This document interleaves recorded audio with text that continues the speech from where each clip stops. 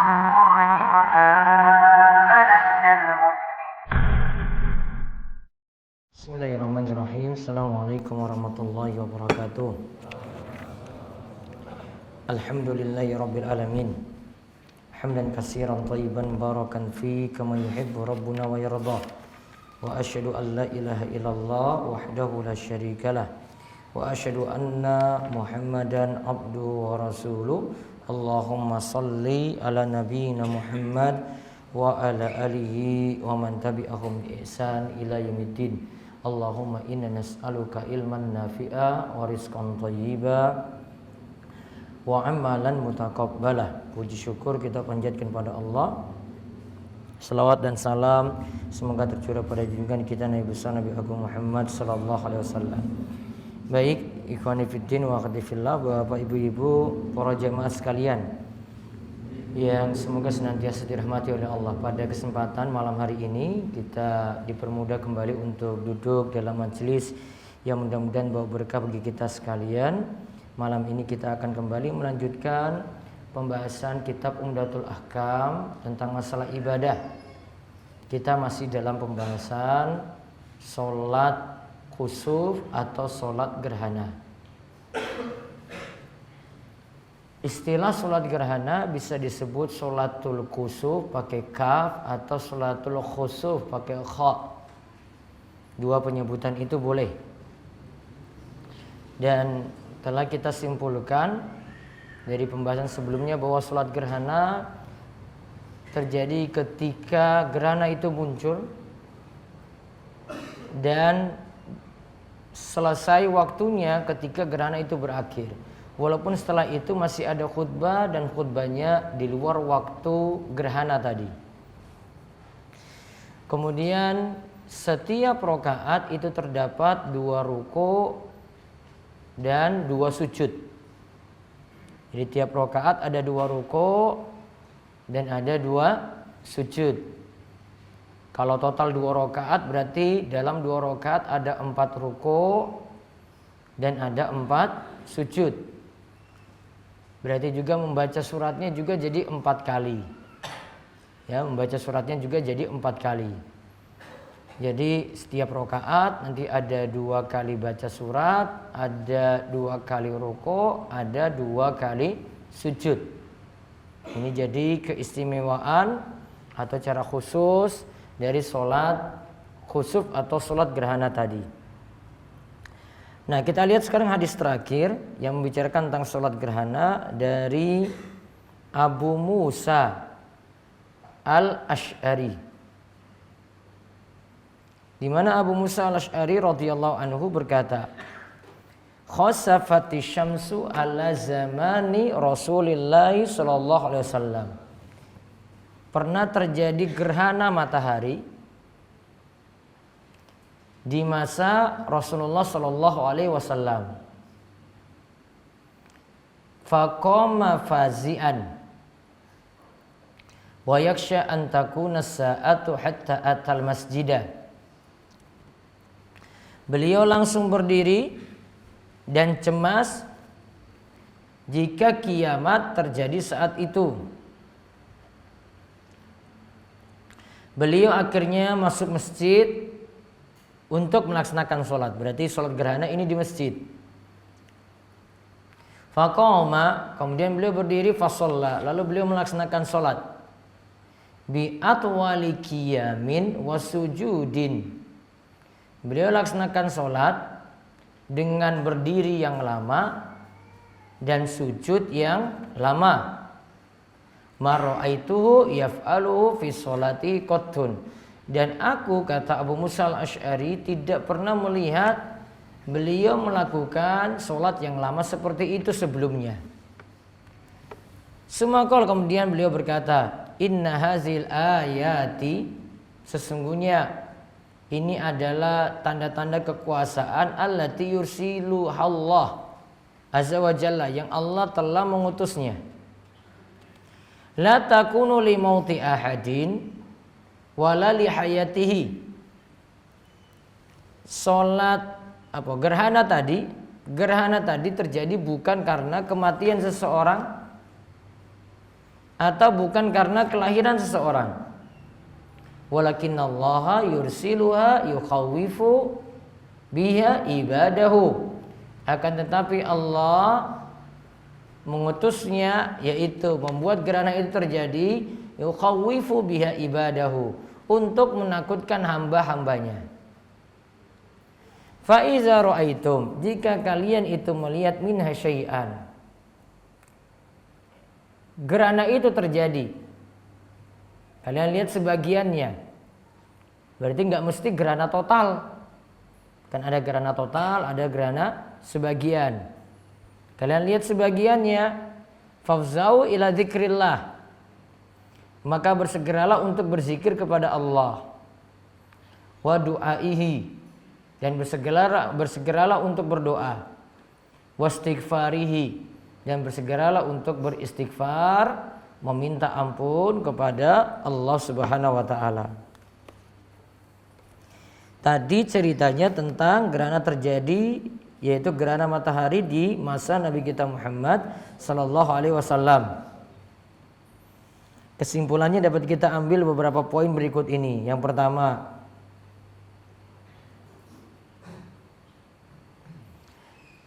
tadi gerhana terjadi, Nabi SAW sangat takut. Ini menandakan Nabi Sallallahu Alaihi Wasallam sangat takut kepada Allah, karena beliau mengilmui tentang Allah begitu sempurna. Karena beliau begitu mengilmui tentang Allah begitu sempurna.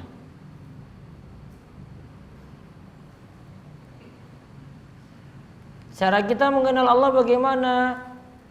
Caranya itu dalami nama-nama Allah dan sifat-sifat Allah. Itu butuh kajian khusus. Jadi dalami nama-nama Allah dan sifat-sifat Allah. Nama Allah bagaimana, sifat-sifatnya seperti apa.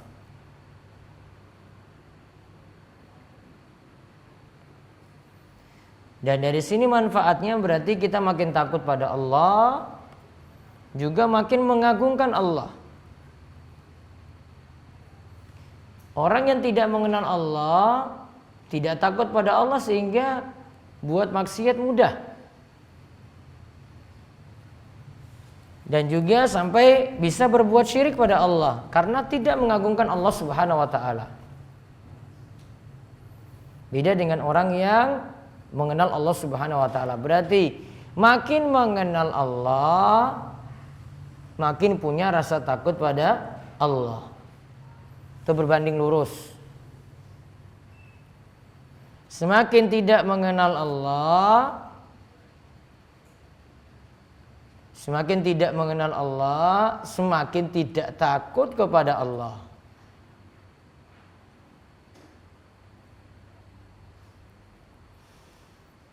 Kemudian faedah berikutnya lagi, sholat gerhana disunahkan dilakukan di masjid.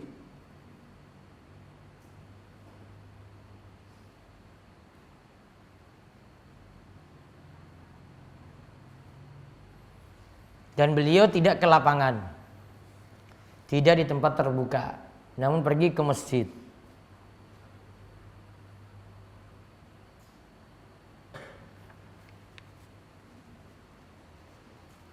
Terus faedah yang berikutnya lagi,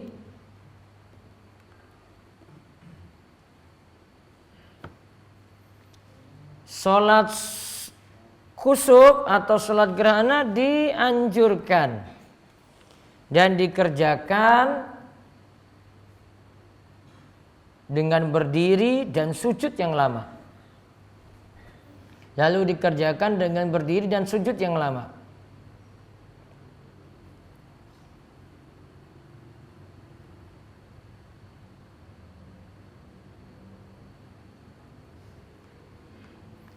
Kemudian faedah yang berikutnya lagi, setelah sholat gerhana dianjurkan adanya khutbah. dianjurkan adanya khutbah.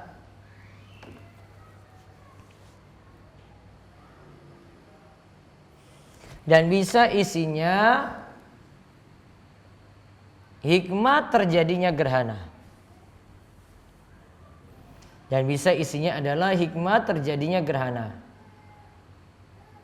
Karena tadi Nabi SAW katakan ini adalah tanda-tanda kuasa Allah. Ini terjadi untuk menakut-nakuti manusia. Terjadinya itu bukan ada yang mati dan bukan ada yang lahir. Berarti beliau lagi menjelaskan hikmah dan itu jadi isi khutbah.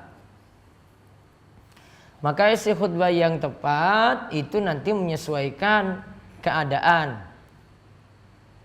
Ya, bisa saja dia angkat tema terkini gitu. Atau bisa saja sesuaikan dengan momen gini, oh terjadi gerhana, oh berarti akan dibahas terkait masalah gerhana. Dia sambungkan dengan apa begitu. Namun masih seputar masalah gerhana dia bahas. Kalau Idul Fitri, misalnya dia khutbah Idul Fitri, berarti kaitannya dengan masalah puasa, masalah hari raya, bisa juga adab-adab ketika hari raya, dia sampaikan seperti itu.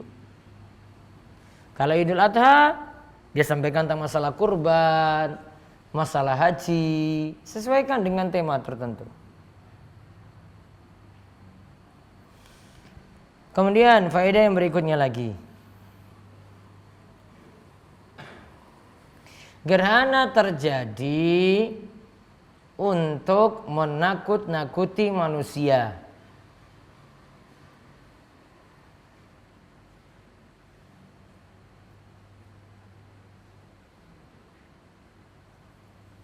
Dan ingat ya, ini bukan suatu yang biasa kata para ulama. Jadi kalau terjadi untuk nakut-nakuti berarti untuk ingatkan manusia. Oh ini gerhana terjadi nih, harusnya kalian semakin takut pada Allah. Banyak-banyak taubat. Maka tujuannya menakut-nakuti berarti kita disuruh kembali pada Allah ketika itu terjadi. Karena bulan seakan-akan itu bersatu dengan matahari gitu ketika itu terjadi. Ada bulan, prosesnya itu ada bulan, ada matahari, ada bumi di situ. Seakan-akan jadi satu. Maka menunjukkan peristiwa yang nanti mirip dengan hari kiamat. Sehingga kita ditakut-takuti saat itu.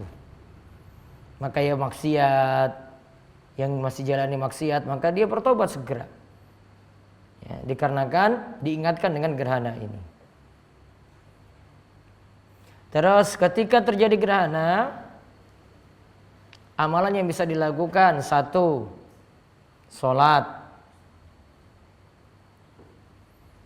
2. Zikir. Tadi ada zikir di situ disebut. 3. Berdoa.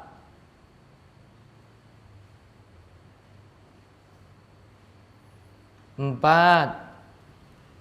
Memperbanyak istighfar. Terus yang kelima kemarin sudah kita bahas juga disinggung, bersedekah. Coba ulang 1 apa? Salat, yaitu salat gerhana 2 rakaat tadi.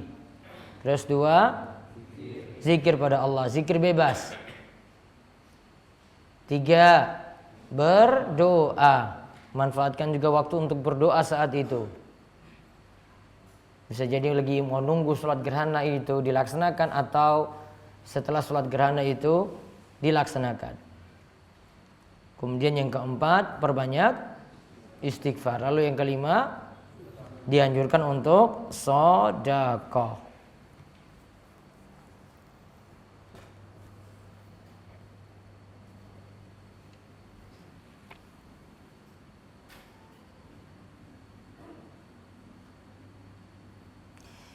Nah, sebagian ulama itu mengatakan kalau gerhana itu terjadi, ada sholat gerhana berarti, maka untuk kejadian-kejadian yang menimbulkan rasa takut juga, itu dianjurkan juga sholat. Contoh, di sini yang para ulama sebagiannya ya, Itu katakan ketika terjadi gempa. Ini bukan kejadian yang biasa. Terus ketika angin kencang.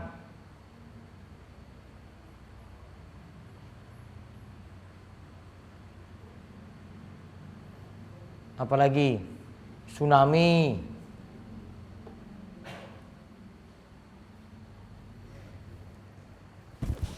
Mereka berdalil tadi, walakin Allah yursiluha yukhaifu biha ibadahu fa idza ra'aitu minasyai'an fafza'u ila dzikrihi. Akan tapi Allah itu utus supaya Allah turunkan tadi gerhana itu muncul supaya menakut-nakuti manusia. Sama dengan sifatnya gempa. Sifatnya tadi ada angin kencang, ada tsunami gitu. Setelah itu kita dianjurkan untuk sholat. Sebagaimana juga dijadikan dalil ini perbuatan Ibnu Abbas, di mana ketika terjadi gempa di Basrah, Ibnu Abbas melaksanakan sholat.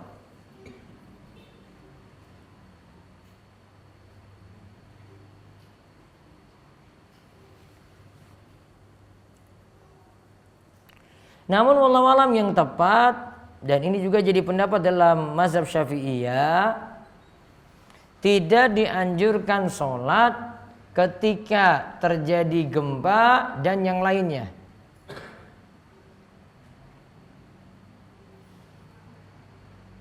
Karena untuk peristiwa-peristiwa semacam itu Nabi SAW tidak pernah melakukan sholat kecuali untuk sholat gerhana saja.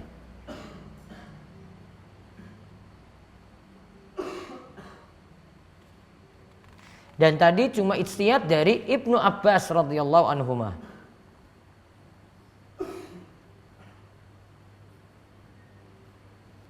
Jadi yang diperintahkan untuk sholat ya bukan ketika setelah terjadi gempa atau tsunami atau peristiwa-peristiwa besar semacam itu yang mengerikan semacam itu, cukup untuk sholat gerhana saja. Berarti untuk yang lainnya bagaimana? Perbanyak doa, perbanyak istighfar, perbanyak tobat dan seterusnya. Jadi hadis yang kita bahas kali ini tidak dijadikan dalil untuk adanya sholat sunnah ketika terjadinya gempa dan semacam itu. Wallahu a'lam. Kita cukupkan, kita tutup dengan doa kafaratul majlis. Subhanakallahumma bihamdika asyhadu an la ilaha illa anta astaghfiruka wa atubu ilaik. Assalamualaikum warahmatullahi wabarakatuh.